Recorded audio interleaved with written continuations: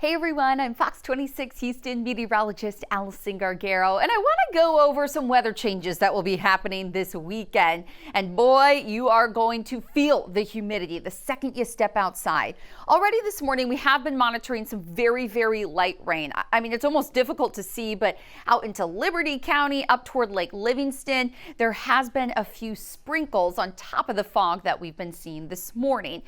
But we're going to be waiting on the approach of a front, which will be moving in later today, so you can expect higher rain chances this evening. I want to take you up to the radar, though, in North Texas, Dallas, and heading up towards Sherman and into Wichita Falls. Actually, our sister station in Dallas, Fox 4 up there, was posting about how a ton of hail actually fell this morning. You can see some pockets of very heavy rain and lightning that are starting to make their way up to the north. We haven't seen anything like this yet, but as the front does roll in, it is going to be bringing the potential for some severe weather. Now, I want to show you exactly where, because it is going to be a pretty big difference. So everybody that's shaded in this dark green color, from Huntsville out to Lake Livingston, Cleveland, and a good portion of Liberty County there, they are in a 1 out of 5 risk for heavy rain, some strong wind gusts, hail, just like I mentioned Dallas saw this morning, and maybe the potential for an isolated tornado. I would say that risk is very low at this point. Now, everybody else that's shaded in this light green color is under what we call a risk for non-severe thunderstorms. So we're not really looking at the potential for rotating storms, but could be getting heavy rain and frequent lightning within that. And you can see that extends from College Station to Brenham, out to Cypress, Houston, and all the way down to Freeport and into Galveston Island. But I think everybody wants to know, okay, what's going to be the timing? Yes, we've seen some light rain this morning, but I want to let you know that coverage through Houston is actually going to decrease as we head into your 2-3 o'clock hour. And you can see that there's actually going to be some breaks in the clouds. Now, that's where temperatures are really going to heat up. And if we do see that front roll through, well, that's where we could be seeing some of those booming thunderstorms. But let's see what happens as we head closer to your 5 o'clock hour. The front that I had mentioned is making its way mainly in the northern viewing area, but we're not ruling out the chance to see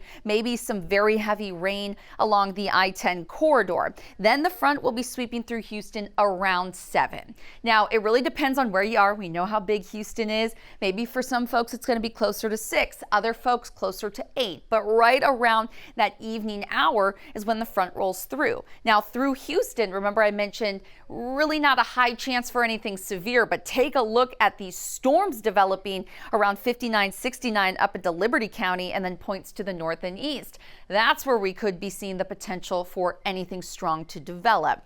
Now, the good news is it's going to be moving pretty quickly. We're not looking at a ton of rainfall associated with this front, and it should be clearing out by 9-10 o'clock. And then take a look at those winds streaming out of the north, and that's going to bring an increase in breezy conditions for us, and then ushering in some cooler temperatures as we head into your Sunday. So what does that mean if you're planning on heading out to the rodeo, the carnival? I know the celebrity goat milking competition, which I participated in last year. So much fun. It's happening a little bit later on this evening, but we're going to be warm with the chance for showers out ahead of it. Much cooler. I mean, we're talking temperatures dropping 20 degrees by Sunday, and that begins early tomorrow morning.